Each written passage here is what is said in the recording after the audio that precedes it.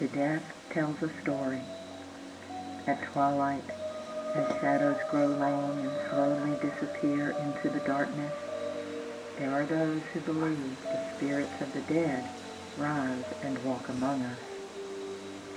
Rest assured, friends, there are restless spirits roaming these grounds. These are their stories. Some will frighten you, some will entertain you, and some will simply cry out for your sympathy.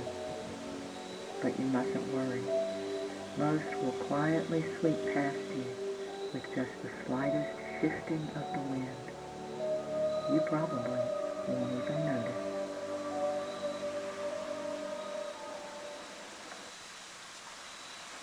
Welcome everyone. It's that time of year again. Time when creatures of the night come out and play. Ghosties and ghoulies and long-legged beasties and things that go bump in the night. You're kidding, right? Creatures of the dark, like witches and vampires. And did she say long-legged beasties? Because I'm pretty sure she made that one up. I most certainly did not. Are you telling me you don't believe? Lots of people do these days. Do what? Believe in witches and vampires? No, I do not. Okay, witches I don't know about. But this vampire business has gotten completely out of control. I blame Twilight. Well, for goodness sakes, why? I don't believe in wizards, but I certainly don't blame Harry Potter. Well, you say what you want to say.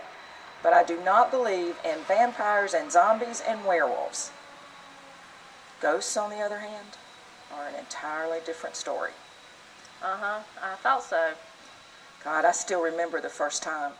I couldn't have been more than 10 or 11 years old. Well, the one thing you need to know, that I'm much younger than she is, so I was only 7 or 8. Okay, the other thing you need to know is that that's not funny. And neither was the room on the right. Many years ago, in a small town in South Carolina where our mother was from, there were dead people in the house. Aunt Janie's house, to be exact. And when any of our relatives would die and we would go down for the funeral, we always went to Aunt Janie's house. The first time, we didn't know they brought their dead people home. Nobody told us. All we knew was that our mother's cousin Ronnie had been killed in a car wreck. Ronnie was Aunt Janie's son, so going to her house didn't seem all that odd. It's what we saw when we got there that still gives me nightmares. Aunt Janie and Uncle Carl lived in a white clapboard house with a big front porch. They had a screen door that would creak every time it was opened. And just inside the door was a sitting area. And just beyond that was a huge oil-burning heater. But on each side of the sitting area there was a room. And it was in the room on the right that they put the dead people. It was November, and when we got there, that heater was on high, and the house was full of people, so it was unbearably hot. Everybody was either quietly crying or walking around in stunned silence, and they were going in and out of that room on the right. They said that's where Aunt Janie and Uncle Carl were. What they didn't tell us is that it was also where Ronnie was. We went in that room with Mama, and I'll never forget what we saw. It was dark and smelled of flowers. There were 2 floor lamps on in each corner of the room, and they were spread far apart so it was dim and you couldn't hardly see. Most of the furniture was gone, except for an old Victorian couch and heavy purple drapes that hung on the windows. We were little, so when we first walked in, we didn't realize what we were seeing on the back wall. As we got a little closer, we realized that it was a casket. It was open, and Ronnie was in it.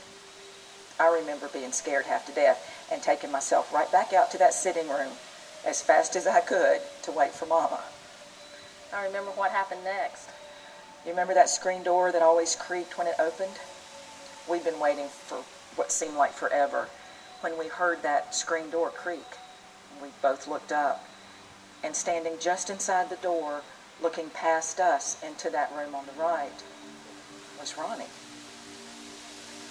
I don't think we realized what we were seeing. We were children, and for a moment we couldn't understand how Ronnie could be over there in a casket, but standing over here. But before we could figure out what was happening, he looked down at the both of us and smiled and faded away. For years after that, every time anybody died, we always went back and we always went to Aunt Janie's. We didn't see Ronnie again for 4 years, not until Uncle Carl died in a car wreck on the same road in nearly the same spot where his son had died 4 years earlier. He was standing in the room on the right, back in the corner, his hand resting on Uncle Carl's casket. We saw him as soon as we walked through the door. He looked at the both of us as he had done 4 years before, and he smiled, and we knew he had come to take his daddy home.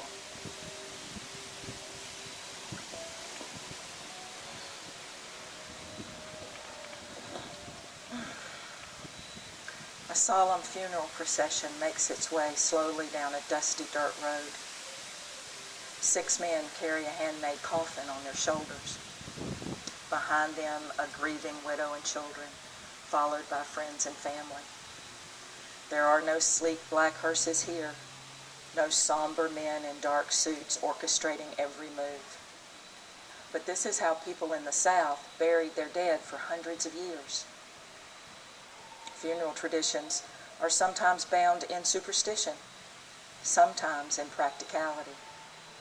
But they're all rooted in one question: what happens next? For hundreds of years, every time a person died, a whole series of customs was set into motion. Some out of respect for the dead, others to protect the living. Bringing home the dead was practical when there were no funeral homes. The body was brought home, dressed in its Sunday best, and laid out for viewing. Many people believed that the soul remained with the body for 24 hours, so friends and family would sit up with the dead. This was to keep the soul company and to keep it from being whisked away by the devil. Mirrors, always considered bad luck, were covered with black cloth, for it was believed that if you looked into a mirror with a corpse in the house, you would be the next to die. When the body was finally taken from the house, it was always carried out feet first, so that the deceased couldn't look into the house and beckon others to join him in death. And then there are the death clocks. Back when people lived far from town and more often than not died at home, sometimes it could take the undertaker or the doctor hours to reach the house. Whenever anyone died, the family members would stop all the clocks in the house to mark the time of death. And sometimes, out of a show of respect, they would carve a clock into the headstone, their time of death etched into its face. There's something a little unsettling about knowing the precise time when someone passes from this world into the next. If you go out to Green Hill Cemetery over in Greensboro, you'll find several death clocks. Perhaps the most touching is the gravesite of an old couple who died early in the last century.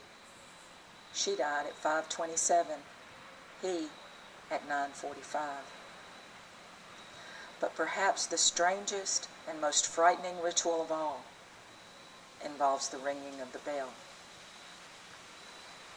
It was a night much like this one, a moonless October night in 1882. The old man sat in the cemetery quietly, his lantern dimmed so that it would last through the night. It was cold, and when the wind stirred, he pulled his coat around him and clutched the collar tight against his throat. When he heard the distant sound of a bell ringing, his head snapped up and whipped around. His eyes frantically swept the tombstones through the fog that had gathered near the ground. As he moved quietly through the cemetery, he hoped it was just the wind or perhaps a distant night bird. But as he got closer, he knew it wasn't the wind, but was instead the desperate ringing of some poor soul buried alive. Is it possible to be buried alive? It's a chilling thought. Embalming has made it nearly impossible today, but that's not always been the case. History is full of stories of premature burial. Caskets later opened were found to have deep claw marks in the lid, the fingers of the deceased covered in long dried blood. It was a very real fear. To avoid such a fate, a string was often tied to the wrist of the deceased, run through the coffin and up to the surface, then attached to a small bell. Should the person awaken, the slightest movement of the arm would cause the bell to ring. People were then hired to sit in the cemetery and listen for the bell. So, what became of our old man who heard the ringing of the bell? He found it. Then he picked up a shovel and went to work.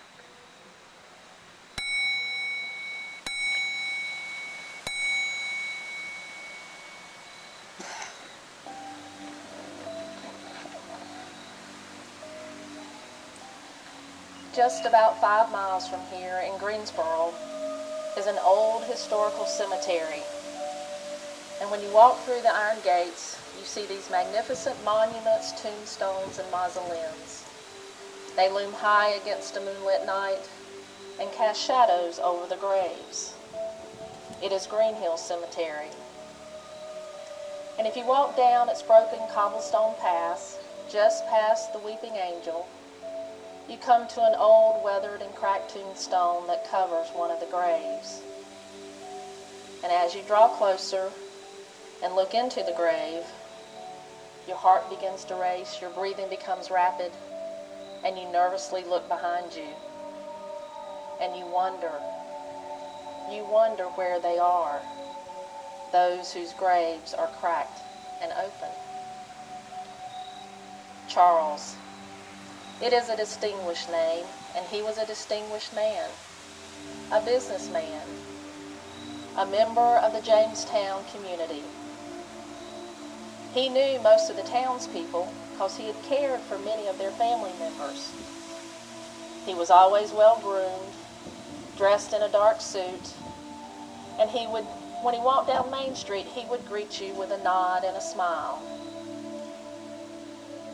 The change began slowly. At first a restlessness, a glance, a quick turn of his head as if looking behind him, and then the mumbling. The townspeople just thought he'd been working too hard. But then the strange walks at night began, and he appeared to be talking to himself. The people of the town began to whisper, and they would move to the other side of the street just to avoid him. His business began to dwindle, but those who did dare enter the mortuary would find Charles nervously moving about, his eyes darting from corner to corner in the somber, flower-filled rooms. He was seen on his nightly walks, peering into the windows of the townspeople. Some were awake, but most were sleeping.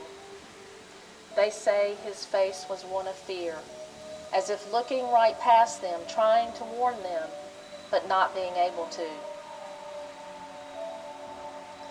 His business and his appearance suffered the same decay as his mind, falling further and further into the darkness. They found Charles, dead in a coffin, in his back viewing room. The music softly playing, the flowers arranged. He appeared to have resigned himself to a fate that he knew all along. The fate of those he had walked with and whispered to in those final days. The fate of the restless souls of the walking dead. A man in a dark and worn, tattered old suit still walks the streets of Jamestown and has been seen peering into your windows.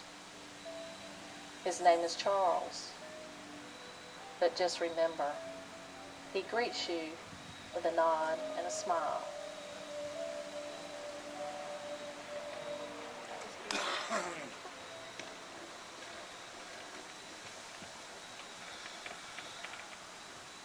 Not far from here stands an old white farmhouse.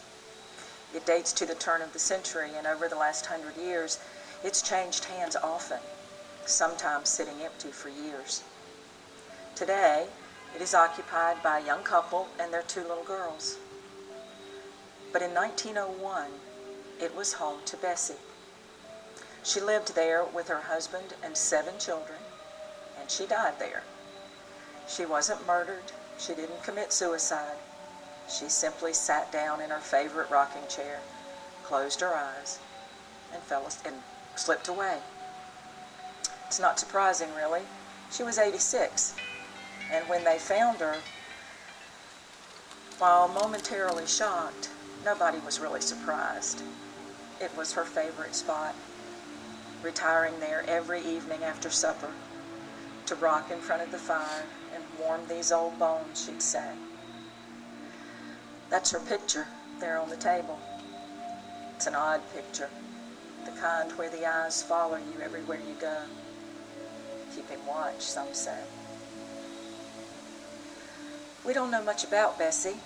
They say when she was young, she was carefree and very beautiful, quick to laugh and always smiling. It's hard to believe when you look at that picture. We know she had 3 girls and 4 boys, and that's pretty much all we know, except for this. Her youngest daughter, a little girl named Jessie, was, if not her favorite, certainly her delight. They say that of all the children, she favored her mother the most, both in looks and in nature. Jessie loved to be with her mother. She'd follow her around every day as Bessie did her housework and stand on a chair in the kitchen every evening as she prepared supper. When Bessie was too busy with her chores to play with her, Jessie loved to dress up in her favorite white gown, the soft, billowy one her mother had made for her. She'd run around and around Bessie, the gauzy material swirling around her, and her mother would smile and laugh and call them her fairy's wings. Every night, after all the other children were tucked in bed, they would sit in front of that fire, Jessie curled up in her lap. Her mother would tell her of faraway lands and magic castles, and of fairies. And to the light of the flickering fire and the sound of her mother's voice, Jessie would fall asleep in her lap. In the winter of 1910, Jessie fell gravely ill. For days, her mother sat by her bed, bathing her feverish face with a cool cloth and coaxing sips of warm broth between her parched lips. She wouldn't leave her side, not for a second, not to care for the rest of the family, and certainly not to take care of herself. So the neighbors came in to care for the other children, and every day they would take a plate up to Jessie's room and plead with Bessie to eat. You have to keep your strength up, they'd say, for Jessie's sake. That's how it went for 7 long days. In the middle of the night, on that 7th day, Bessie did a strange thing. She left Jessie's room and went downstairs to the front parlor. She added wood to the dying embers and stoked it into a warm fire. Then she went back upstairs and gathered the sleeping child in her arms, with bedclothes wrapped loosely around her. And she brought her back down to their rocking chair. She told her daughter of faraway lands and magic castles, and of fairies. And somewhere in the night, as her mother sang her to sleep, Jessie slipped away. No one knows how Bessie knew. Some say it was a mother's intuition. But when they found them there the next morning, she was still rocking the lifeless body of her little girl. It was Bessie who tenderly prepared her daughter's body for burial, dressing her in the favorite white gown that gave her daughter wings. Bessie didn't smile much after that, and they say she never laughed. But every day for the next 60 years, just as the sun was beginning to set, she would go out to Green Hill and sit by Jessie's grave. She'd tell her daughter of faraway lands and magic castles, and of a little girl who once had wings. And before beginning the long walk back to her home, she'd sing her baby to sleep. The family who lives in the house now knows its history. They don't like to talk about it much, but it's not for the reason you might think. Not long after they moved in, they began to hear noises. It's to be expected when you live in a house that's over 100 years old. So at first, they didn't pay any attention to the creaks and moans of the old house, until they began to hear what sounded like a child's laughter, even when their children weren't at home. Sometimes they could hear the sound of children running and playing in the upstairs hallway when their children were downstairs. Of course, at first it scared them to death. But then one night something happened that changed everything. Their youngest daughter, Hannah, was about 4 years old. She went to bed one night not feeling well. She'd had a cold for a couple of days, and she was running a slight fever. So her mother gave her some children's Tylenol and tucked her in bed, hoping she'd feel better in the morning. Before she left her room, she turned on the video monitor by her bed so she could hear her during the night if she started to call for see her if she got up. Several hours later, as she and her husband were sleeping in their room down the hall, their mother heard something. Everybody knows a mother can hear the slightest sound her child makes in the middle of the night, especially if they're sick. She listened. She heard it again. She sat bolt upright in bed and looked over at the video monitor. Hannah was sleeping like a baby to the soft sound of someone singing. And in the corner of her room, their favorite chair was rocking. It happened again and again, and always when one of the girls was sick. Didn't take their mom long to figure out that it had to be Bessie, and that she was doing for her children what she'd done for her own, watching over them, protecting them. The girls have outgrown their cribs and their toddler beds, and that rocking chair should have long since been retired to the attic. But it's still there, still sitting in the corner, waiting for Bessie. No, they don't like to talk about their house much. It's the reason I can't tell you exactly where it is. I promise them. But what I can tell you is what their mother told me. If you go out to Green Hill just as the sun is beginning to set, and if you're very, very quiet, you'll hear that same sad, haunting sound of a lullaby. My precious one, my darling one, don't let your lashes weep. My cherished one, my weary one, it's time to go to sleep.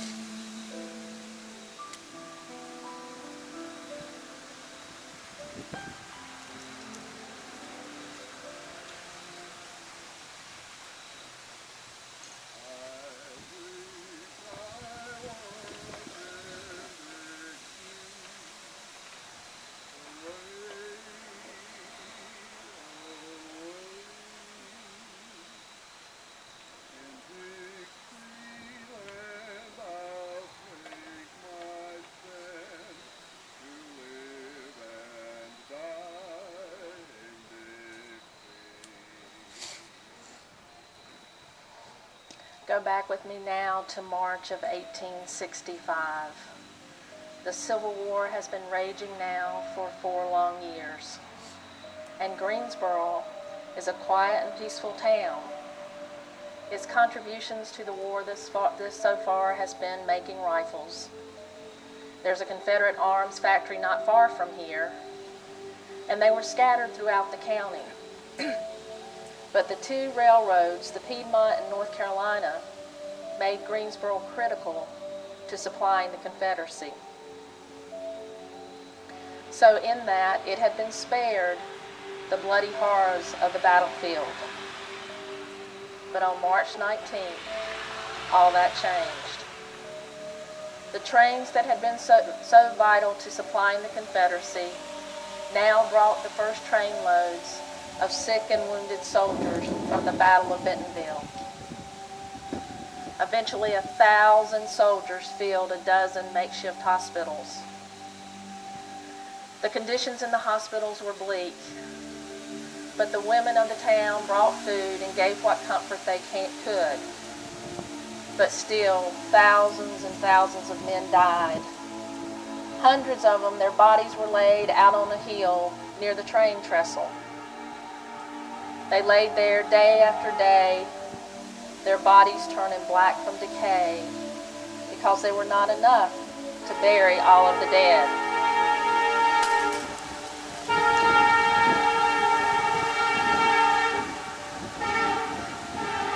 April brought hundreds more from Richmond.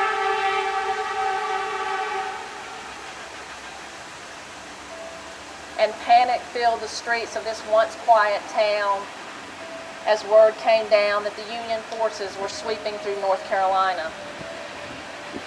Conditions in the town, already bad, got much, much worse.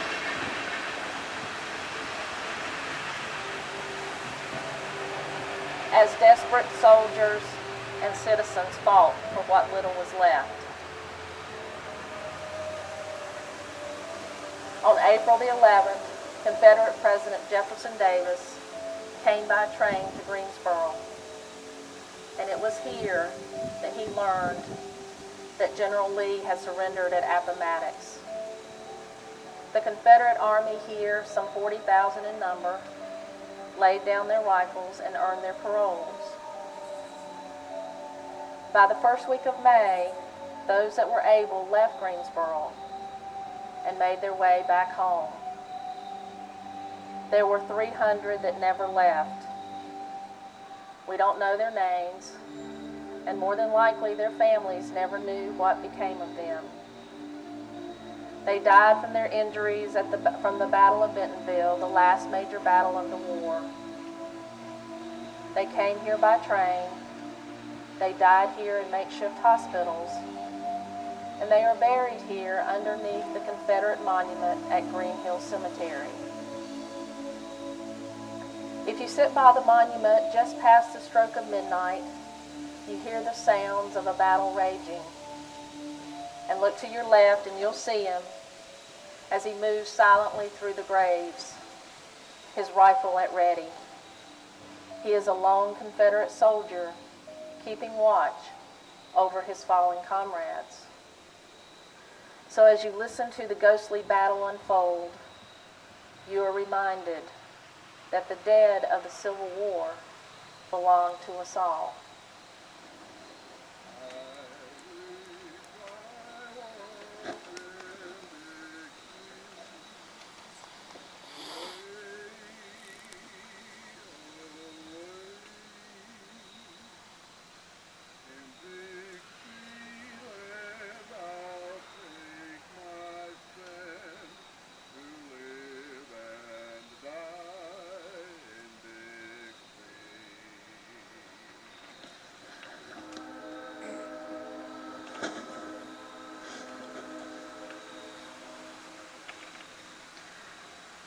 Talk to any train engineer working the Atlantic Coast Railroad line, and they just may admit to having seen the ghost of the headless conductor as he slowly makes his way down the track toward the Mako train stop. Folks who live out that way know that if they're ever awakened late at night by the blast of a train whistle sounding a loud, long, urgent warning to get out of the way, yet another train engineer has seen the ghost. Or to be more precise, a mysterious light from what appears to be an old-fashioned lantern swinging back as the ghost searches for his missing head. It happened 100 years ago or more, and the railroad had expanded to include a train stop in the tiny town of Mako, 17 miles west of Wilmington. His name was Joe Baldwin, and that night he was working in the very last car of the train. There was a heavy cloud cover hiding the moon and the stars as the train made its way down the tracks. That's when it happened. Joe heard the clanging first, and then felt a sudden jolt as his car came uncoupled from the rest of the train. As the train disappeared into the night, Joe's car slowed and finally stopped on the tracks. A few minutes later, Joe heard a sound that made his blood run cold. The unmistakable sound of an approaching train. He looked up and saw the lights from an oncoming passenger train bearing down on him. He could have jumped to safety, but instead he grabbed his lantern and frantically waved it back and forth, trying to warn the oncoming engineer of the danger. But it was too late. Tons of speeding steel slammed into the train car. When the wreckage was cleared, the workmen made a gruesome discovery. The steel wheels of the train had severed Joe Baldwin's head clean off like a guillotine. They never did find his head. They believed that the force of the decapitation was so sudden, so powerful, that the head flew across the tracks and over the trestle down into the murky swamp below. It's a tragic story. But ever since then, train engineers and passers-by alike have reported seeing a mysterious light moving back and forth along that same track on nights when a heavy cloud cover hides the moon and the stars.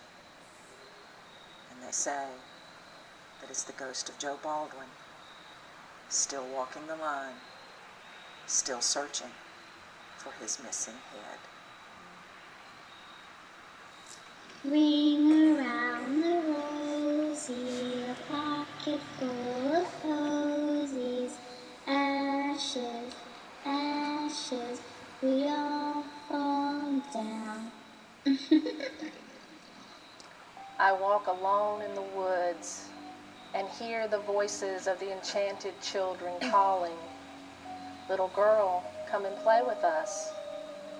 They sing over and over in my ears, and they whisper and giggle words I cannot quite make out. I sometimes hear them from the window of my room, so I rush outside trying to catch them. I run into the woods and call after the children, but no one answers. So I stand still, as quiet as a mouse, and try to hear where they are hiding.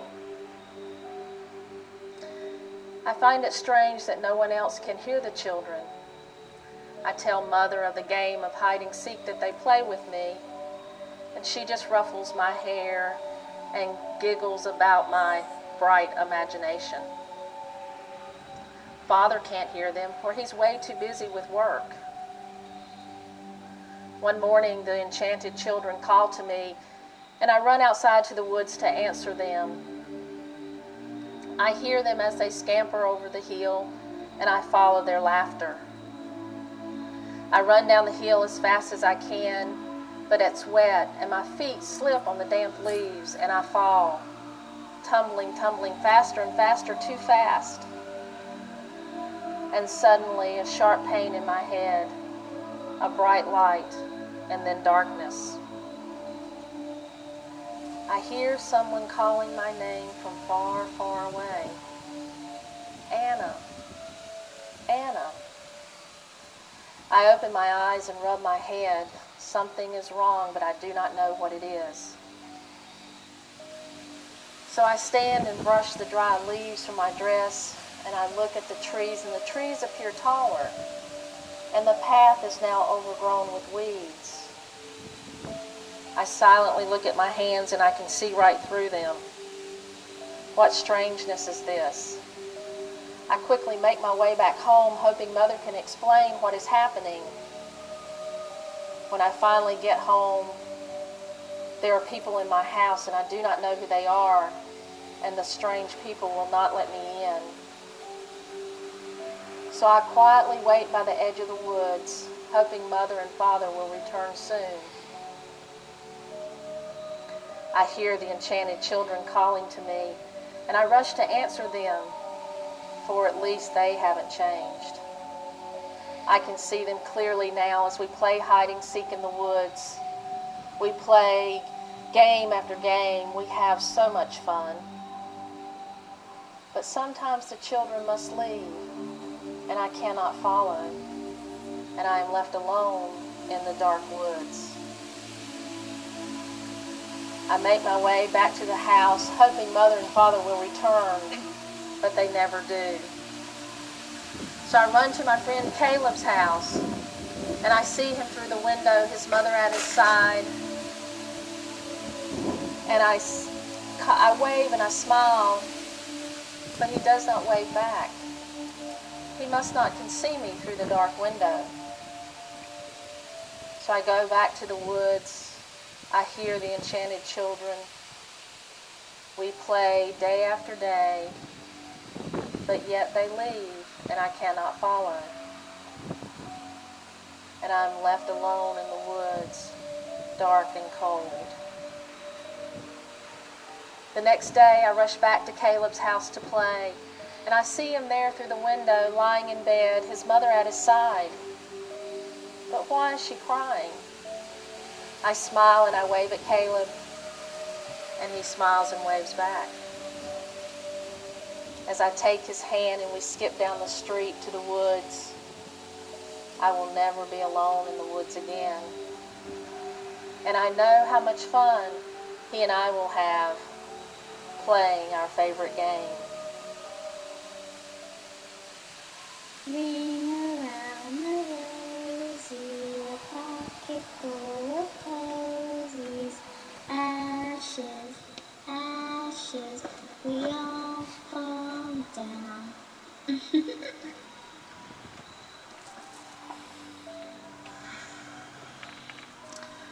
No evening of ghost stories in Jamestown would be complete without the story of Lydia.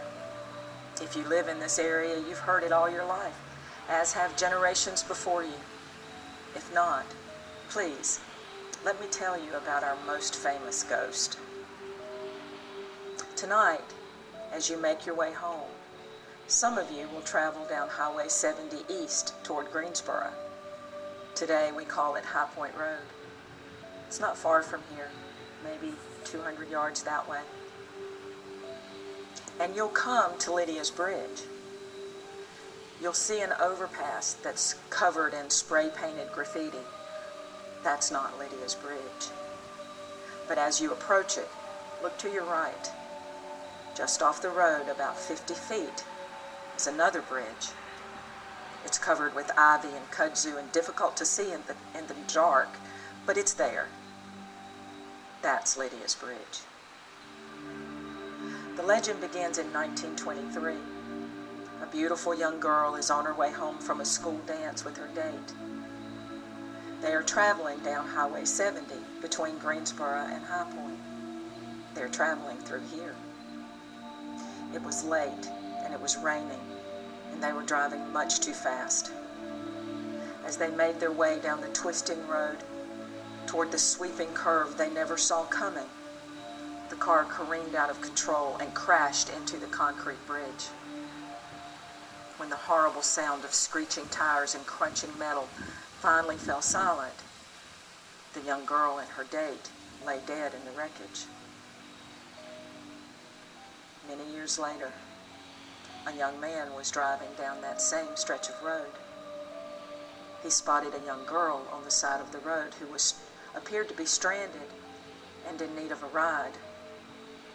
It was a different time then. Things were simpler, much less dangerous, and no self-respecting gentleman in the South could possibly pass by a woman who may need help. So he pulled over and offered the young girl a ride. When she got in the car, she began to direct him down the dark road toward High Point. As they made the turn onto what is now Main Street just behind me, she told him that her name was Lydia. Other than a few mumbled words about the dance and how she was late getting home, she said nothing else. She looked pale and spent most of the ride staring out the passenger window. The young man worried that she might be ill, as it had been raining and her clothes and her hair were damp. So he turned the heat up a little higher and hurried to get her home. When they finally arrived at her house, the young man got out and walked around the car to open the door and help her inside. Before he ever opened the door, he knew something was terribly wrong. The young girl was gone. She had completely vanished from the car. Only the fog of her breath remained on the window. The young man was confused and a little afraid he was going crazy, so he walked up to the house and knocked on the door. The door was opened by an elderly woman. He asked if Lydia had made it inside okay, and explained that he had picked her up and given her a ride home. The old woman's eyes began to fill with tears as she stepped back and motioned the young man inside. Slowly, almost painfully, she walked over to the mantel and picked up a picture in a silver frame. She handed it to the young man and asked if the girl he'd picked up looked anything like the girl in the photograph. He nodded and said it was the same girl, but he didn't know where she was. The old woman gently took his hand and told him that he wasn't the first young man to give her daughter a ride home, and he likely wouldn't be the last. You see, she said, her voice barely above a whisper, Lydia was my daughter. She died in a car wreck many years ago at that bridge. As her frail hands replaced the picture on the mantel, she brushed away the tear that had begun to fall down her cheek. I don't suppose she knows what's happened to her, she said. I suppose she's still trying to get home. For over 80 years, Lydia has haunted that dark stretch of road. She haunts it still. So tonight, as you make your way home, if you turn right at the stoplight at Town Hall and head down Highway 70 east toward Greensboro, please be careful. Lydia still needs a ride home.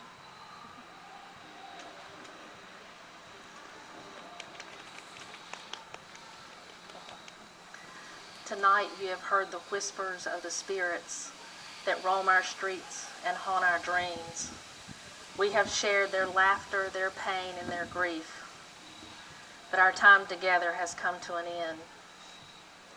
Please visit us again, because we're never very far away, just about 5 miles from here. Just enter through the iron gates. Follow the broken cobblestone paths, past the weeping angel, and around the sweeping curve to the right. We're there with our family, under the shade of an old hickory tree, our names engraved in stone. For you see, tonight, death has told a story.